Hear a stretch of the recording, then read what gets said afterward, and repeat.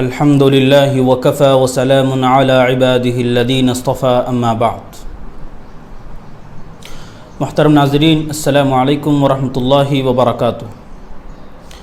باب الصبر سے متعلق حدیث آپ حضرات کی خدمت میں چل رہی تھی، اسی کی اگلی حدیث ہے۔ بسم اللہ الرحمن الرحیم۔ وعن ابی زید اسامۃ بن زید بن حارثۃ مولا رسول اللہ صلی اللہ علیہ وسلم وحبه وابن حبه رضی اللہ عنہما قال ارسلت بنت النبی صلی اللہ علیہ وسلم ان ابنی قد احتضر فاشهدنا فارسل يقرئ السلام ويقول ان لله ما اخذ وله ما اعطى وكل شيء عنده باجل مسمى فلتصطبر ولتحتسب۔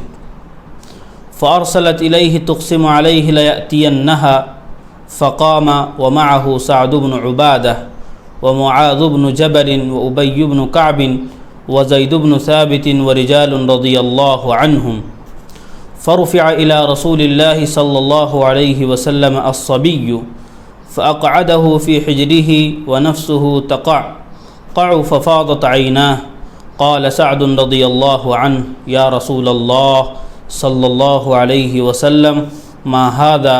فقال هذه رحمة جعلها الله تعالى في قلوب عباده، وفي رواية في قلوب ما شاء من عباده، وإنما يرحم الله من عباده الرحماء، متفق علیہ۔ حضرت اسامہ بن زید جو خادم رسول صلی اللہ علیہ وسلم ہیں، آپ کے محبوب اور محبوب کے بیٹے سے روایت کرتے ہیں کہ رسول اللہ صلی اللہ علیہ وسلم کی ایک صاحبزادی نے آپ کے پاس پیغام بھیجا کہ میرا بیٹا قریب المرگ ہے، آپ تشریف لے آئیے۔ آپ صلی اللہ علیہ وسلم نے سلام کہلا بھیجا اور فرمایا اللہ ہی کے لیے ہے، جو ہے اس نے لیا ہے اور جو اس نے دیا ہے، اور ہر چیز کا اس کے پاس ایک وقت مقرر ہے، صبر کرو اور اجر طلب کرو۔ انہوں نے درخواست کی کہ آپ صلی اللہ علیہ وسلم ضرور تشریف لائیے۔ یہ سن کر نبی پاک صلی اللہ علیہ وسلم کھڑے ہو گئے اور آپ کے ساتھ سعد بن عبادہ، معاذ بن جبل، ابی بن کعب، زید بن ثابت اور بہت سے اصحاب رضی اللہ عنہم تھے۔ آپ صلی اللہ علیہ وسلم کو بچہ اٹھا کر دے دیا گیا، آپ نے گود میں لیا اور اس وقت وہ دم توڑ رہا تھا۔ آپ صلی اللہ علیہ وسلم کے آنکھوں سے آنسو نکل گئے۔ حضرت سعد رضی اللہ عنہ نے کہا یا رسول اللہ صلی اللہ علیہ وسلم یہ کیا ہے؟ تو نبی پاک صلی اللہ علیہ وسلم نے جواب دیا یہ رحمت ہے، اللہ اپنے جس بندوں میں چاہتا ہے اس میں رکھ دیتا ہے۔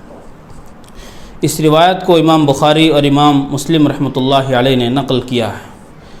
یہ لمبی روایت تھی، گویا ایک واقعہ تھا جو پیش آیا تھا۔ اس واقعے سے بھی، اس حدیث پاک سے بھی بے شمار باتیں ہمیں معلوم ہوتی ہیں۔ اہم بات، سب سے پہلی بات جو ہم اس میں بیان کریں گے وہ سلام کے تعلق سے ہے کہ جب قاصد آپ کے پاس آیا، آپ نے جب اس کو پیغام کے لیے بھیجا اپنے صاحبزادی کے پاس رضی اللہ عنہا، تو آپ صلی اللہ علیہ وسلم نے پیغام کہنے سے پہلے یہ بات بیان فرمائی یقرئ السلام، سلام بھیجا۔ تو مفسرین نے، شارحین حدیث نے اسی حدیث کی بنا پر ایک اصول نکالا السلام قبل الکلام، کہ جب گفتگو ہو تو گفتگو سے پہلے سلام ہونا چاہیے، جب کوئی پیغام بھیجنا ہو تو پیغام سے پہلے سلام ضرور بھیجنا چاہیے۔ دوسری بات، اسلام ایک مکمل نظام حیات اپنے اندر رکھتا ہے۔ زندگی کے ہر موڑ پر، زندگی کے ہر فیلڈ میں، زندگی کے ہر حصے میں اسلام اپنے ماننے والوں کو مکمل رہنمائی کرتا ہے۔ اسلام کی تعلیمات تہذیب کے اعتبار سے، معاشرت کے اعتبار سے بالکل بھری پڑی ہے۔ اسلام نے کسی بھی موڑ پر مسلمان کو خالی نہیں چھوڑا ہے، ہر جگہ اس کی رہنمائی کی ہے۔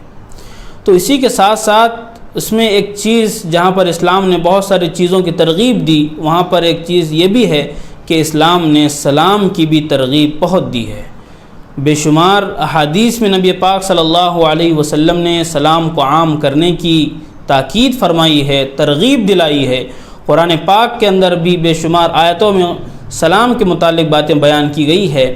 سورہ نساء کی آیت ہے اعوذ باللہ من الشیطان الرجیم وَإِذَا حُيِّيتُم بِتَحِيَّةٍ فَحَيُّوا بِأَحْسَنَ مِنْهَا أَوْ رُدُّوهَا کہ جب تم سے کوئی سلام کرے تو تم اس کا جواب دو اس سے اچھے انداز میں، اسی کو لوٹاؤ یعنی اسی کو دہراؤ یا اس سے اچھے انداز میں تم اس کے سوال کا جواب دو۔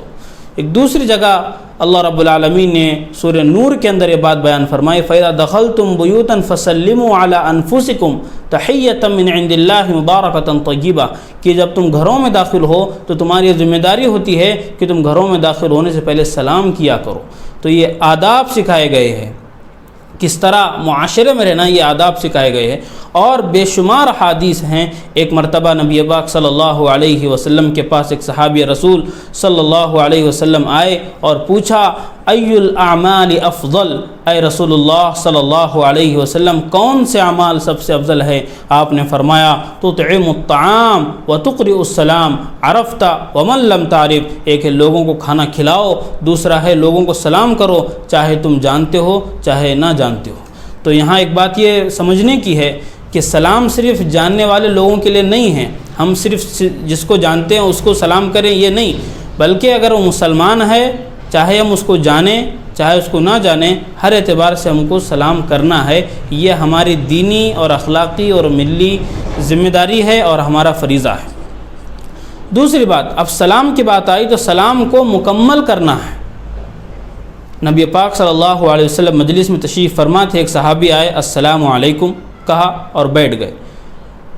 آپ صلی اللہ علیہ وسلم نے فرمایا عشرٌ، دوسرے صحابی آئے فرمایا اور سلام کیا السلام علیکم ورحمۃ اللہ، آپ نے جواب دیا، پھر وہ صحابی مجلس میں بیٹھ گئے۔ آپ نے کہا عشرون، پھر ایک تیسرے صحابی آئے تو جب نبی وہ آ کر سلام کیا السلام علیکم ورحمۃ اللہ وبرکاتہ، تو ان کا جواب دیا گیا، پھر وہ بھی مجلس میں بیٹھ گئے۔ تو اب نبی پاک صلی اللہ علیہ وسلم نے یہ ارشاد فرمایا، صحابہ نے پوچھا یا رسول اللہ صلی اللہ علیہ وسلم آپ نے 10 کہا، 20 کہا، 30 کہا، کچھ بات سمجھ میں نہیں آئی۔ فرمایا کہ جس شخص نے پہلا سلام کیا تھا السلام علیکم تو اس کو 10 نیکیاں ملی، جو دوسرا شخص تھا جس نے سلام کیا السلام علیکم ورحمۃ اللہ اس کو 20 نیکیاں ملی، اور جو تیسرا شخص آیا السلام علیکم ورحمۃ اللہ وبرکاتہ اس کو پوری 30 نیکیاں مل گئی ہیں۔ تو یہ بات معلوم ہوئی کہ جب سلام مکمل کیا جاتا ہے تو 30 نیکیاں ملتی ہے۔ ایک بات تو یہ ہو گئی۔ دوسری بات، سلام کرنا کیوں ہے؟ کیونکہ سلام کرنے سے آپس سے محبت پیدا ہوتی ہے، سلام کرنے سے ماحول خوشگوار ہوتا ہے۔ نبی پاک صلی اللہ علیہ وسلم نے ایک موقع سے عرض کیا لا تدخلون الجنت حتی تؤمنوا کہ تم جنت میں داخل نہیں ہو سکتے یہاں تک کہ تمہارے اندر ایمان آ جائے، ولا تؤمنوا حتی تحابوا اور تم ایمان والے نہیں ہو سکتے جب تک کہ تمہارے اندر محبت کا جذبہ پیدا نہ ہو۔ اور آگے خود ہی فرمایا اولا ادلکم علی شیء اذا فعلتم تحاببتم اذا فعلتموه تحاببتم، کیا میں تمہیں ایسی چیز نہ بتاؤں اگر تم اس چیز کو کرو تو تمہارے اندر محبت پیدا ہو جائے؟ تو پھر آپ نے ہی اس کا جواب دیا افشوا السلام بینکم، رواہ مسلم، کہ سلام کو آپس میں عام کیا کرو، اس سے نفرتیں دور ہوتی ہے، عداوتیں دور ہوتی ہے، آپس میں ایک محبت کا پیغام دینے کی طرح ہے، کیونکہ سلام کے معنی ہے سلامتی، پیس، شانتی۔ سلام کرنے والا اپنے سامنے والے کو اس بات کی گارنٹی دے رہا ہے گویا کہ آپ کو میری طرف سے کوئی تکلیف نہیں ہوگی، آپ بالکل محفوظ ہیں، آپ بالکل سیف ہیں، یہ کہنا چاہتا ہے۔ یہ سلام ہے جس کی آپ کے سامنے آیات جس کے متعلق بیان کی گئی، بے شمار احادیث میں اس کے متعلق باتیں کہی گئی ہے۔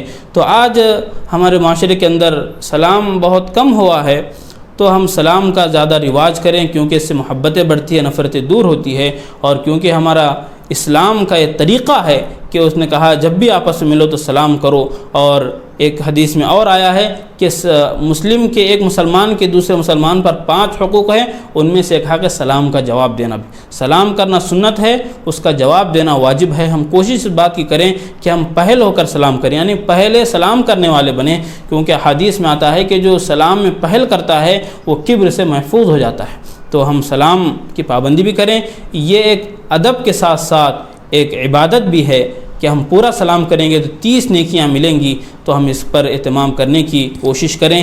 اللہ رب العالمین سے دعا ہے اللہ تعالی ہم تمام کو آپس میں سلام کو عام کرنے کی توفیق عطا فرمائیں۔ وآخر دعوانا ان الحمد للہ رب العالمین۔